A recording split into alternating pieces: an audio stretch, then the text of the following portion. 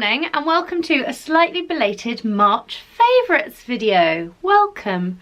It's a bit late, apologies, but I'm keeping up the New Year's resolution, so far we're doing all right. My first favourite, which is actually my favourite, is my new trainers from Marks and Spencer's. They look like this. They look a lot like that, I don't know what the expensive brand's called, like Viazla trainer, I don't know.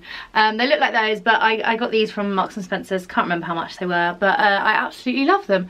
I've worn them most days since I got them. They're super comfy, they're wearing very well, they can wipe clean because they're leather, and they just go with everything. So these have been my favourite of the month of March. The month of March. Next up is a clothing favourite. Now this is a dress that I got from ASOS last month actually. I'll hold it back here so you can see it better. Ding. I bought this for work and I do wear it to work every week. I love it. It's there's a few good things about this dress. It's very easy to just throw on in the morning with a pair of tights and a pair of boots. It doesn't require ironing. None of my clothes really require ironing, and that's very important to me because I don't like ironing. So I literally throw this on, like wear it a couple of times, throw it in the wash, and then it's back and ready for me to wear it again. It's quite flattering. I like these trendy buttons that are in at the moment, and I just have been loving this dress and wearing it as many times as is appropriate. Okay, next up is a genre of watching of Netflix.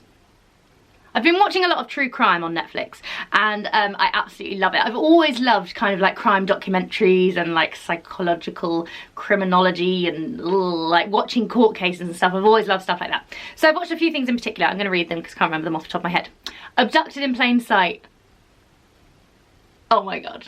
Like, if you haven't seen it already, you have to watch it because it is just the most unbelievable situation. I'm not gonna, no spoilers, but like, you have to watch it. It's crazy. Next was, Staircase, which I think I actually mentioned in another one of my favourites, but it fits the genre, so mention it again anyway. Dirty John. Oh my god. So there's Dirty John the series, which is like acted out by actors and actresses, but I don't like the main actress in that, so I didn't watch that. But then there's Dirty John the documentary, which is just one episode, which is this other crazy story that happened in America, and the ending is just like, what? So would recommend that for a one-off episode watch. Oh, and then also I watched the Amanda Knox series. Wait, was that a series or an episode? I think that was an episode as well, actually. Really interesting. I didn't know a lot about the case at the time, but yeah, it's really interesting seeing like the ins and outs of it and kind of what went wrong within the system. And I still don't really have an opinion on whether I think she did it or not, which is interesting as well. But I would also recommend that. One that I did start watching that I didn't enjoy was the Madeleine McCann series. I watched the first episode, but I think they were dragging it out so much, like talking about the resort and what kind of people go there. Like, I just felt that that was unnecessary and they're just trying to bulk it out with stuff to fill the series and make it longer. So I got bored of that after the first episode, so I haven't bothered with that. But the other ones I would really recommend. Love a bit of true crime. And if you have any recommendations yourself, please leave a comment below because I don't know which ones are good and which ones aren't. There's loads on there, I just don't know how to pick them. Next up is a slightly weird one, and to show you what it is, I brought up one of our tea towels actually. This is Steve Irwin on a tea towel. This is not one of my favourites. The Irwins are. I've always liked the Irwins. Growing up, Louise was obsessed with Steve Irwin. In fact, when he died, she like mourned for like a week. It was kind of crazy. But I just love the Irwin family. I've been watching a bit of their documentary, the Crikey, It's the Irwins, all about Australia Zoo. I think Bindi is so incredible. She's like a role model to me, even though I think she's like 5 years younger than me or something. Like her energy and her happiness and her enthusiasm are just like, oh, so cool. And then Robert, the brother, he keeps doing like chat shows on Jimmy, I always get these mixed up, Jimmy Kimmel or Jimmy Fallon. Maybe it's not one of those at all. Anyway, he brings all the animals in and he's really amazing. He's so enthusiastic about wildlife and animals. And then Mum obviously is really cool still. And I don't know, I'm just really into the Irwins at the moment, and I just think that they're family goals and I'd love to raise my children to be like Bindi and Robert Irwin. Okay, next up is my hair actually. So my hair is my March favourite. I was getting really bored of my hair. In fact, the last favourites video that I was editing was what made me want to change my hair, because it was such like a dull colour. It was just like this ugly mousy brown and it was just horrible. So as you know, I box dyed my hair with the Holly Willoughby Garnier Nutrice, not this one.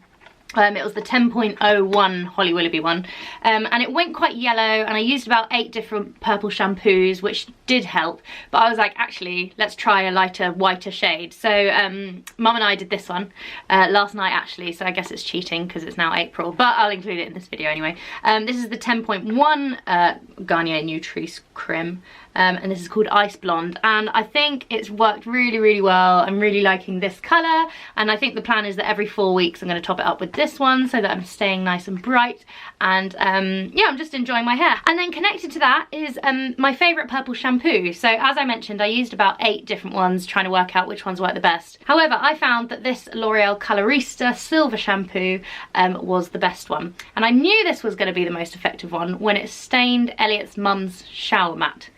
I dropped some like soapy purple suds on it and it completely stained purple, and I was thinking, wow, if it's gonna stain like that just from the bubbles, then it must be good. And it kind of stains my hands, so that's good too. So it's very dark purple. I won't show you because I don't want to get it on my carpet, but I feel like this one out of the 8 is the one that's worked the most. So if you're looking for a purple shampoo, give this one a go. It's rather cheap as well. I think this was like £3 or something, which is all right.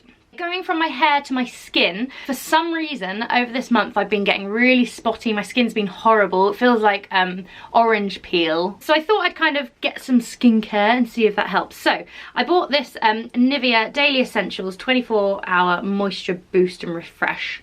It's a night cream, but I just put it on when I get out of the shower, and I think this has really helped actually, so thank you Nivea. And then also I've been getting really spotty, so I got this Clean and Clear Advanced Spot Control Treatment Gel, which I just put on again when I get out of the shower and before bed over like problematic areas. You can't really see because I got makeup on, but and I do actually feel like this has been helping. I've never had to use like any spot creams or anything before, so I wasn't really sure what to get. I was just going in blind, but I think this is working, so I'll stick with this for a while and see how we get on. But I've been loving this, and this is another favourite.